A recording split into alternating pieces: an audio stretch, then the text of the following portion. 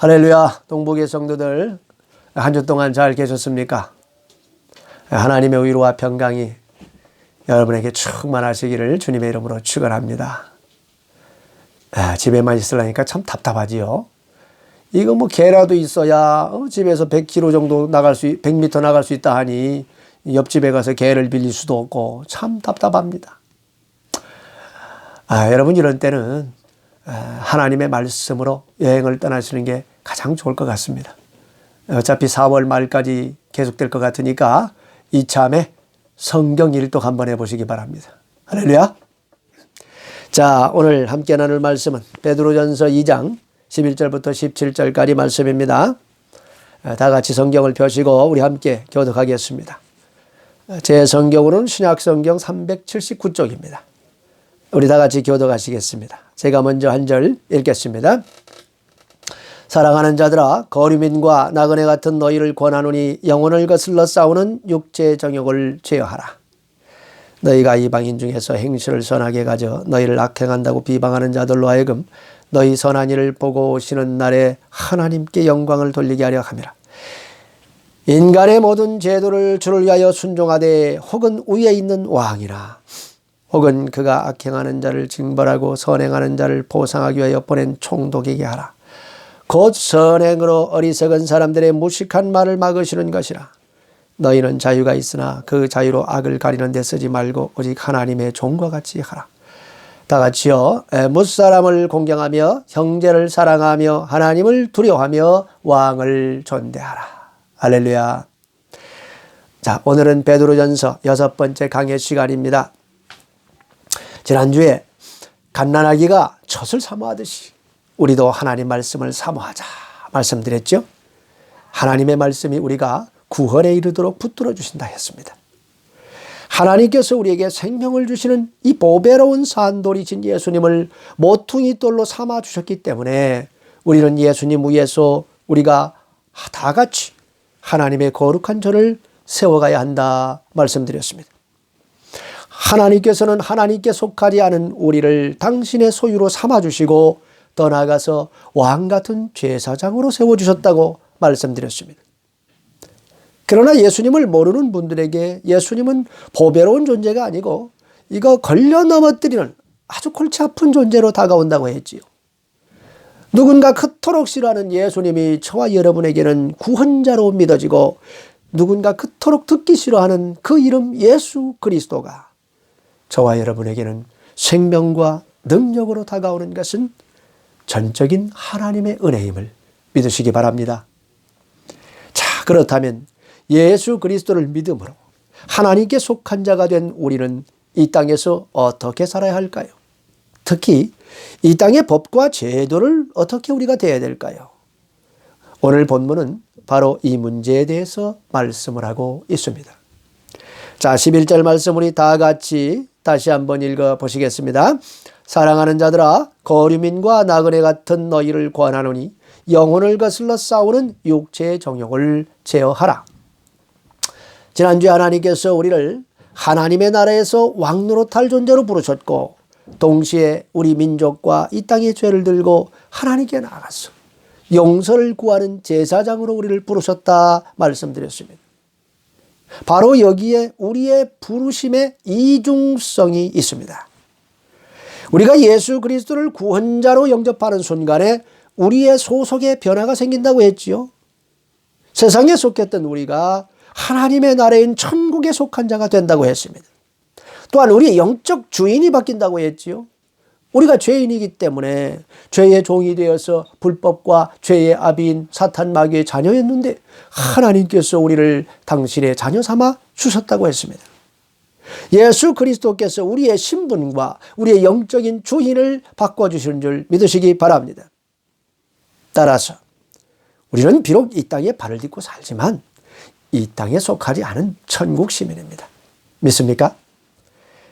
빌립보서 3장 20절은 이렇게 말합니다. 그러나 우리의 시민권은 하늘에 있는지라 거기로부터 구원하는 자 곧 주 예수 그리스도를 기다린다. 믿습니까? 우리는 하나님의 나라에서 왕노릇하며 살게 될 것입니다. 하지만 지금은 이 땅에서 살고 있습니다. 오늘도 아침에 탁 일어나서 눈을 떠보니까 여전히 우리는 러시아 블라디보스톡에 있는 자신을 발견하게 됩니다. 러시아 정부가 집에 있으라고 하니 밖에 나가서 마음대로 돌아다닐 수도 없습니다. 이 천국 시민이 이래도 되는 겁니까? 아니 감히 천국 시민을 러시아 정부가 집에 가둘 수 있는 겁니까? 그럴 수 없는 거죠. 그럼 뭐 마음대로 돌아다녀도 되겠네요. 네, 뭐 돌아다닐 수는 있는데 걸리면은 벌금 50만 루블. 뭐 그렇다고 해도 뭐 천국 시민이 뭘 걱정합니까? 천국에는 각종 보석으로 장식되어 있고 심지어는 그 바닥에 금모래가 다 깔려 있어요. 그러니까 그 금모래 한 바가지 퍼다가 지불하면 돼. 그죠? 그러면 얼마나 좋겠습니까마는 우리는 여전히 러시아 땅에서 러시아의 법의 제약을 받고 있다는 것입니다. 하나님의 나라에서 왕처럼 살아야 할 우리가 이 땅에서는 백성들의 죄와 이 땅의 죄를 들고 하나님께 나아가서 용서를 구해야 하는 제사장으로 부름을 받았다는 겁니다.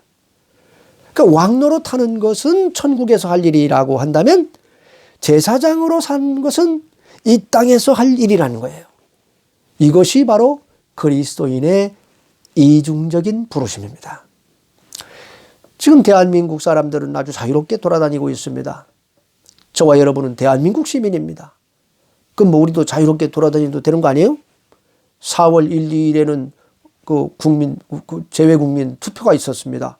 우리가 대한민국 시민이니까 총영사관 가가지고 선거를 해야 되는데 러시아가 집 밖에 나오지 말라고 하니까 우리는 선거도 못하고 지금 집에 있어야 되는 겁니다.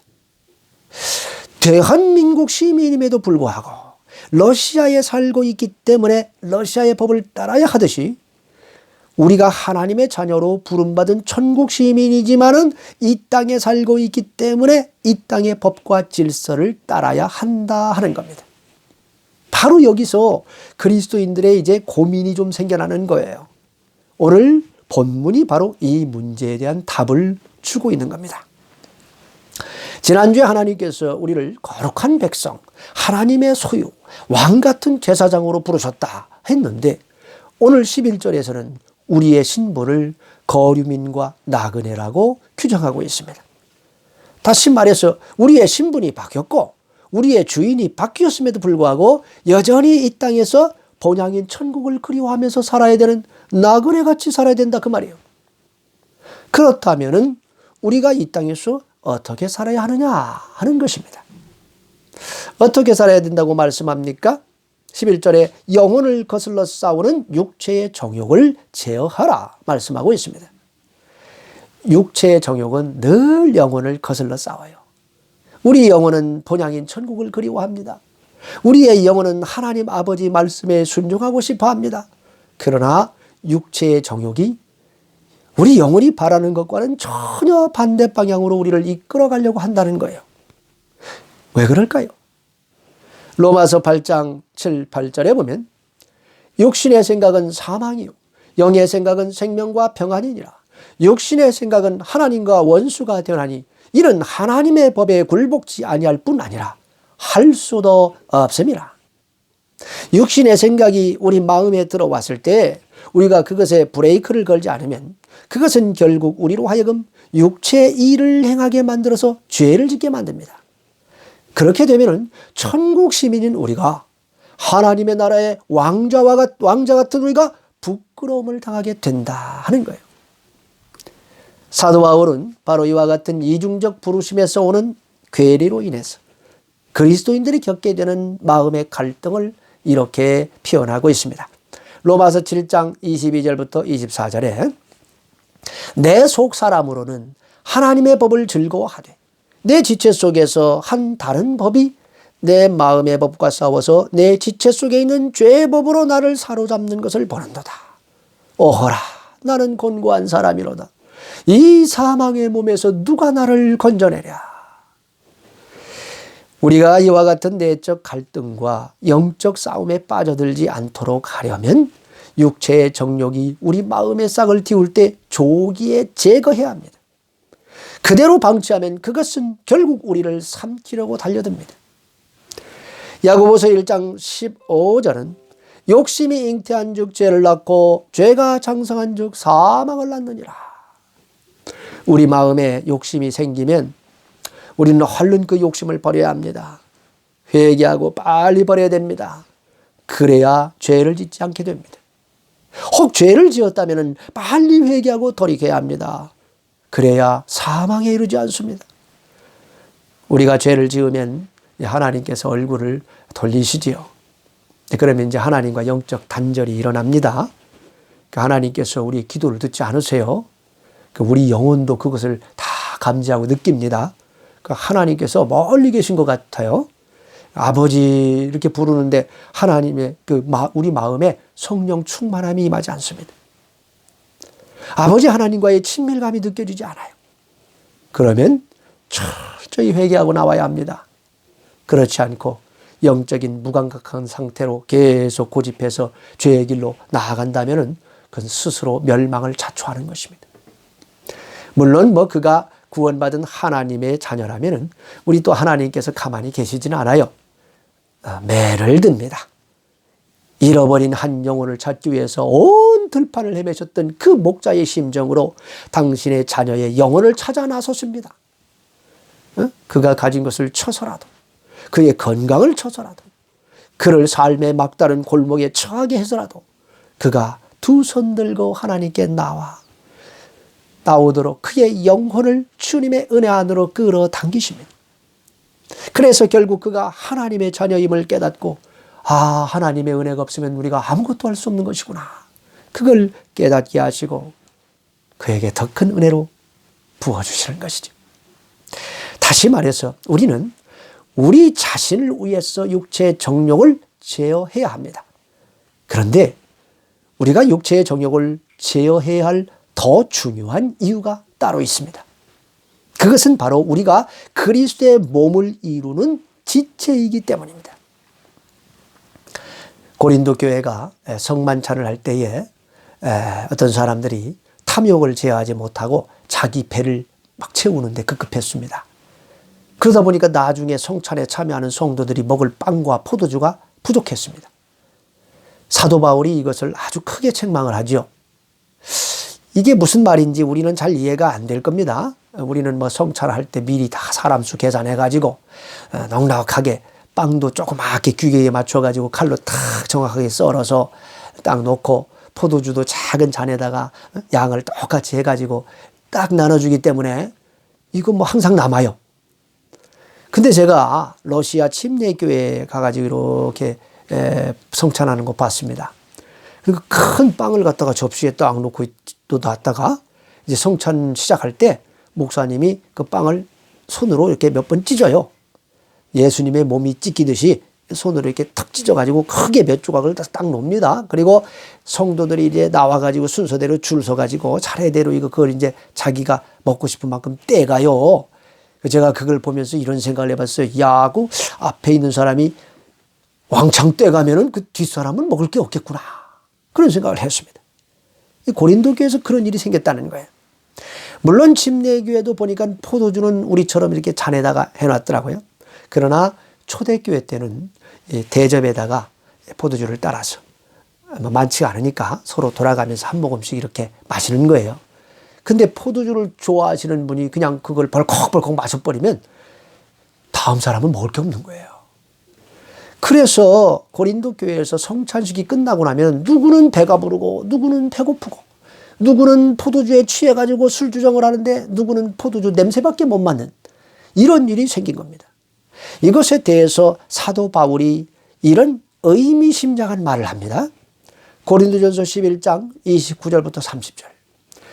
주의 몸을 분별하지 못하고 먹고 마시는 자는 자기의 죄를 먹고 마시는 것이니라. 그러므로 너희 중에 약한 자와 병든 자가 많고 잠자는 자, 죽은 자는 말이에요, 적지 아니하니.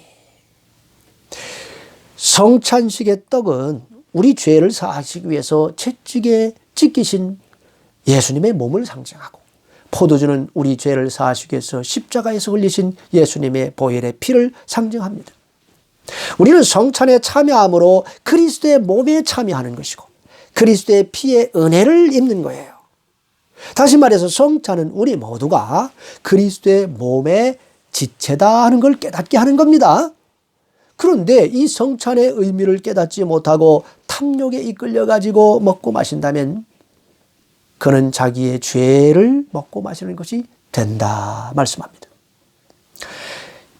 그런데 문제는 그 한 사람의 죄로 끝나는 게 아니고요. 그 죄로 인해서 공동체 전체에 문제가 생긴다는 데 있습니다. 뭐라고 말씀합니까? 그러므로 너희 중에 약한 자와 병든 자와 죽는 자가 있다 말씀하는 거예요. 그런데 우리가 주님의 몸을 이루는 지체라는 이 사실을 인식하지 못하고 막 행동을 하면은 그 사람 때문에 정말 이 병든 자와 약한 자 또 죽는 자가 생기는 걸까요? 이스라엘 백성들이 출애굽을 해가지고 이제 광야 40년을 다 마치고 드디어 요단을 건너서 이제 여리고성 앞에 딱 도달을 했습니다. 여리고성은 너무나 견고한 성이기 때문에 이스라엘의 당시 군사력으로는 도저히 점령할 수 없는 성이었습니다. 이건 뭐 이길 수 없는 싸움이었어요. 그런데 이스라엘이 하나님의 명령에 온전히 순종해가지고 여리고성을 돌고 마지막에 믿음의 함성을 지르니까 여리고성이 그냥 순간에 와르르 힘없이 무너져 내립니다. 이 전쟁에서 이스라엘은 부상자 한 명도 없이 승리합니다. 그 다음에 점령해야 될 성은 아이성이었죠. 아이성은 여리고성에 비하면 이건 뭐 성도 아니에요. 조그만했습니다.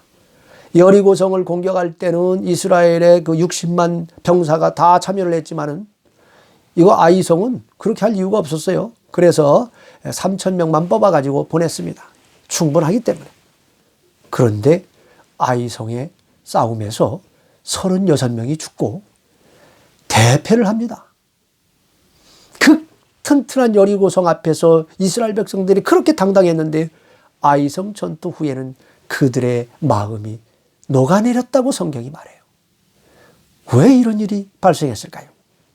여호수아서 7장 11절에서 하나님께서는 그들이 대패한 원인을 이렇게 말씀하셨습니다. 이스라엘이 범죄하여 내가 그들에게 명령한 나의 언약을 어겼으며 또한 그들이 온전히 바친 물건을 가져가고 도둑질하며 속이고 그것을 그들의 물건들 가운데 두었느니라. 하나님께서 여리고성을 쳐들어가기 전에 이스라엘 백성들에게 너희들이 거기서 얻는 모든 것은 다 내 거니까 하나님한테 돌리라고 그랬습니다. 하나님께 바치라고 그랬어요.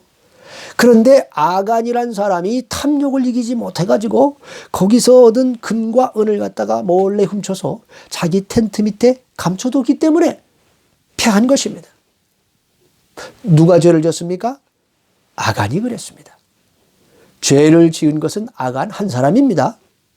그런데 하나님께서는 아간이 내게 범죄했다 이렇게 말씀하시지 않으시고 이스라엘이 내게 범죄했다 말씀하세요. 죄를 지은 건 아간인데 죄 없는 36명, 36명의 병사가 죽임을 당했습니다. 죄를 지은 아간의 가족들은 아주 행복하고 편안하게 잘 살았어요.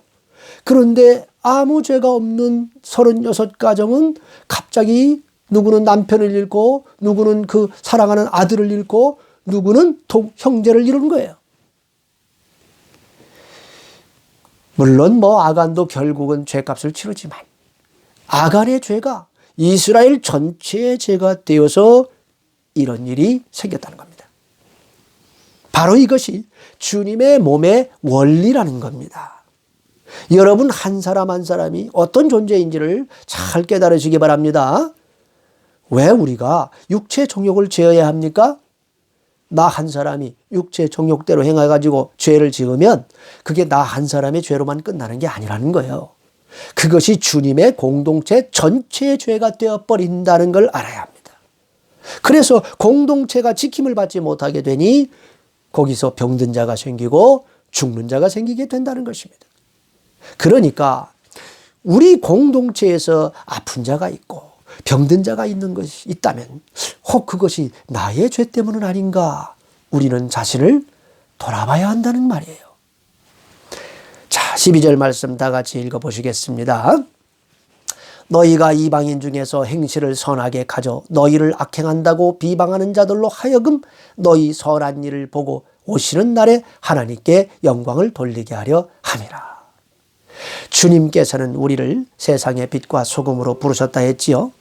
어두운 세상 속에 헤매는 영혼들에게 우리가 빛을 비춰주므로 우리가 가고 있는 이 구원의 길로 그들도 나오게 해야 한다 했습니다.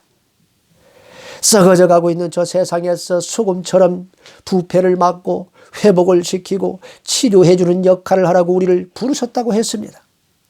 주님께서 우리를 이 세상에 보내시면서 마치 이리 가운데 양을 보내는 것 같다 말씀하시고는 우리가 그곳에서 살아남기 위해서는 뱀처럼 지혜롭고 비둘기처럼 순전하라 말씀했습니다. 우리는 이 세상보다 더 지혜로워야 합니다. 그리고 세상 사람들이 우리를 비난할 거리가 생기지 않도록 비둘기처럼 거룩한 삶을 살아야 한다고 말씀드렸습니다. 우리 한 사람이 악을 행해서 세상 사람들로부터 비방을 받게 되면은 그것은 나 한 사람의 문제가 아니라 공동체 전체의 문제가 된다는 거예요. 여러분이 나가가지고 안 좋은 악을 행했다고 그러면은 사람들은 여러분만 욕하는 게 아니고 저 사람 저 동부교회 집사라던데 아이고 동부교회에서는 저렇게 가르치나 봐. 아이고 저 사람 그 동부교회 다닌다며? 이렇게 교회를 비방하게 됩니다. 왜냐하면 동부교회의 머리는 주님이시고 우리 각자는 주님의 몸을 이루는 지체이기 때문에 그렇습니다.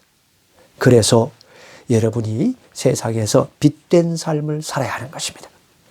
왜 우리가 빛된 삶을 살아야 한다고 말씀합니까? 12절에 보면 비방하는 자들로 하여금 너희 선한 행실을 보고 오시는 날에 하나님께 영광을 돌리게 하려 함이라. 할렐루야. 근데 여기서 오시는 날에 이 말이 좀 어려워요. 러시아 성경에 보니까 방문하시는 날에 이렇게 되어 있습니다. 누가 오신다는 걸까요? 누가 방문하는 걸까요? 바로 하나님께서 찾아오시는 날에 이런 뜻이죠. 다시 말해서 우리가 선을 행하고 의를 행해가지고 이제 빛된 삶을 살면 하나님을 모르는 우리 주변 사람들이 우리 속에서 이제 하나님을 보게 될 거 아닙니까? 그래서 그들도 하나님을 찾아 나오게 된다는 거지요. 그래서 그들이 예수 그리스도를 영접해 가지고 하나님의 영을 마음으로 모셔드리는 날에 우리 하나님께서 그들의 영혼을 찾아오시고 방문하시는 날이 되겠죠. 그때 그들이 구원을 받아 하나님께 영광을 돌리게 된다 하는 것입니다. 여러분 모두 육체의 정욕을 잘 제어하셔서 말씀대로 살아서 전도의 열매를 많이 맺으시기를 주님의 이름으로 축원합니다. 자, 우리가 하늘에 속한 자들이지만 동시에 이 땅에 발을 딛고 살다 보니까 이 땅의 법과 제도의 통제를 받지 않을 수가 없습니다. 그렇다면 세상의 법과 제도를 우리가 어떻게 받아들여야 할까요? 13, 14절 말씀 다 같이 읽어보시겠습니다. 인간의 모든 제도를 주를 위하여 순종하되 혹은 위에 있는 왕이나 혹은 그가 악행하는 자를 징벌하고 선행하는 자를 보상하기 위하여 보낸 총독에게 하라. 성도는 인간의 모든 제도에 순종해야 한다 말씀합니다. 누구를 위해서 그렇게 해야 된다고 그래요? 주님을 위해서 그렇게 해야 된다고 말씀합니다. 왕이나 왕이 다스리라고 보낸 총독에게 순종해야 한다 말하죠. 근데 여기서 말하고 있는 이 왕이 누구냐면 사도 야고보의 목을 베어버린 헤롯 대왕을 말하는 거예요. 그런 악한 자에게도 성도는 순종해야 한다고 말씀하고 있는 겁니다. 누구를 위해서 그렇게 해야 됩니까? 주님을 위해서 그렇게 해야 된다고 말씀합니다. 모든 권세가 하나님께로부터 나오는 것이기 때문에 권세에 순종하는 것이 곧 하나님께 순종하는 것이다 그 말이에요. 그런데 여기서 우리가 아주 주목해야 될 것은 모든 제도에 순종해야 한다는 그 말입니다. 인간은 사회의 질서를 유지하기 위해서 법과 제도라는 걸 만들잖아요. 그리스도인들은 인간이 세운 법과 제도에 순종해야 합니다.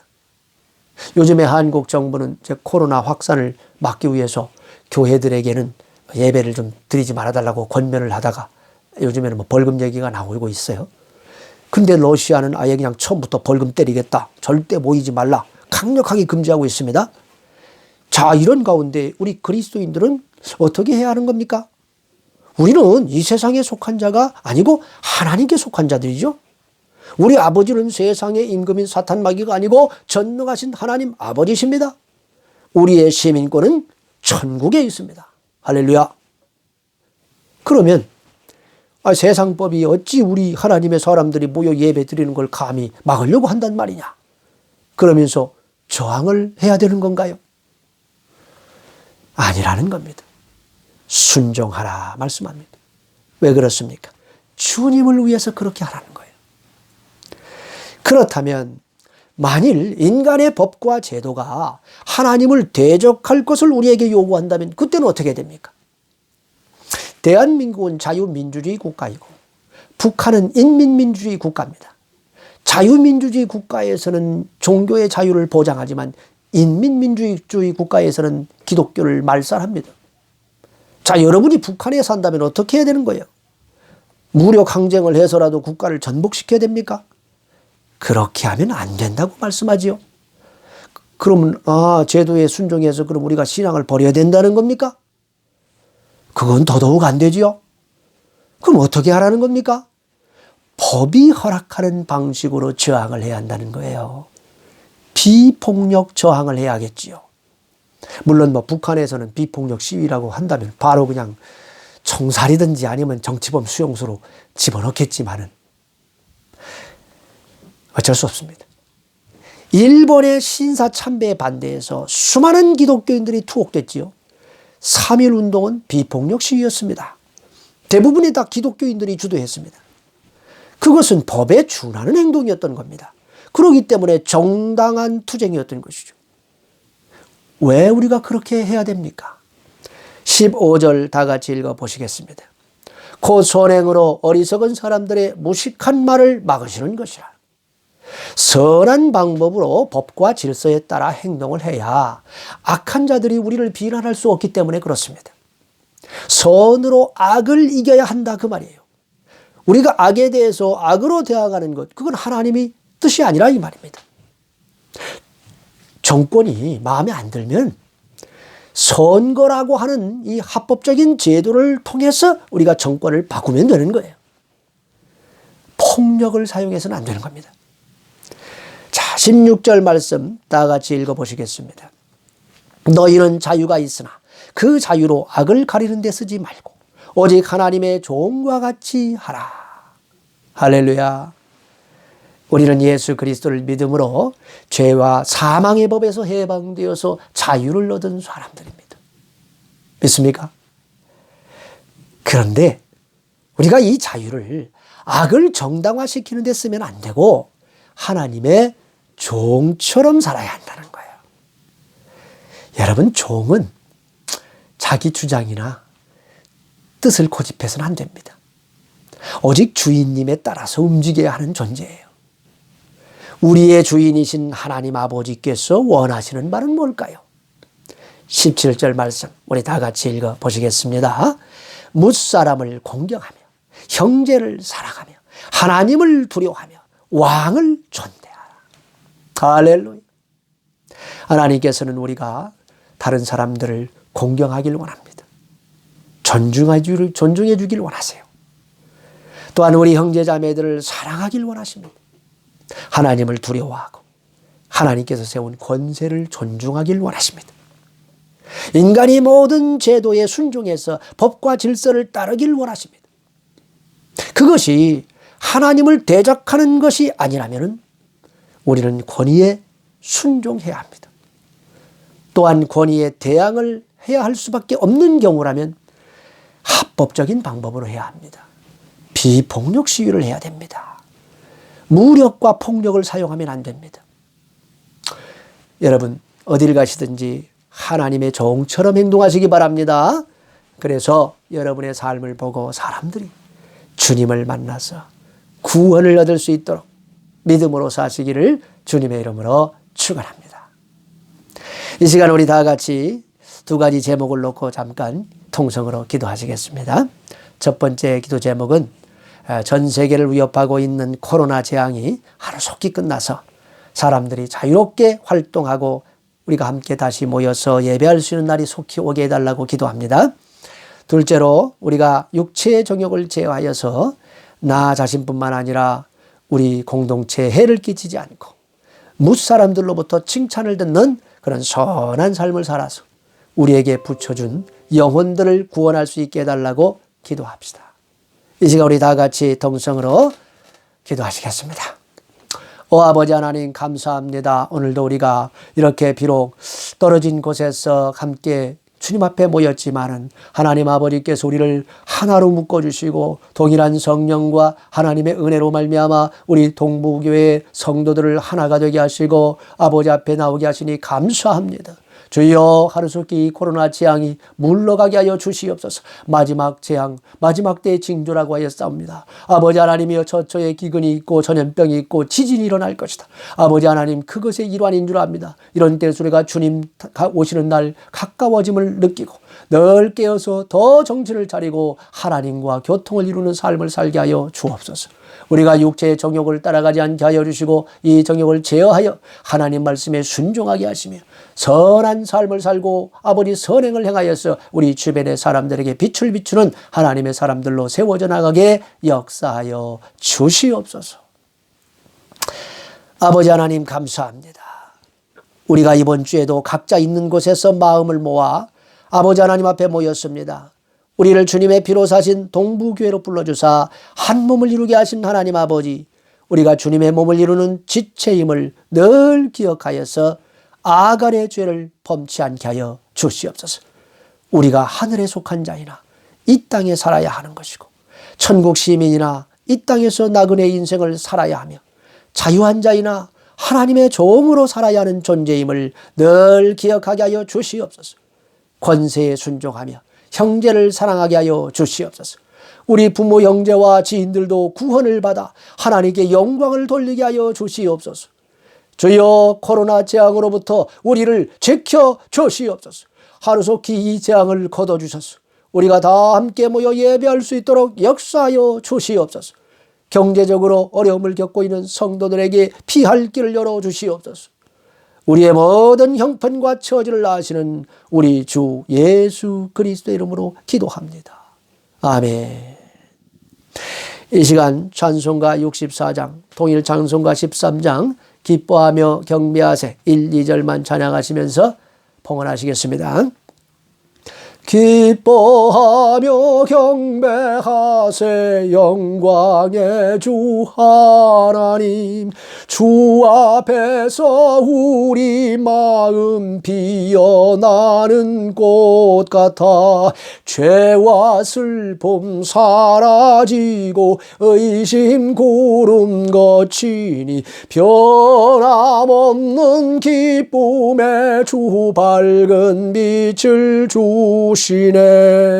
땅과 하늘 만물들이 주의 솜씨 빛내고 별과 천사 노래소리 끊임없이 드높아 물과 숲과 산과 골짝 들판이나 바다나 모든 만물 주의 사랑 기뻐 찬양하여라.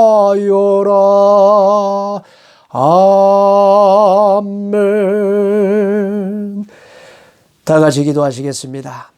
하나님 아버지, 우리가 비록 각자 처한 곳에서 하나님께 예배를 드리지만 기쁨으로 드리는 자에게 복을 주시는 하나님의 은혜를 믿고 오늘도 주님께 예물을 드리는 손길이 있습니다.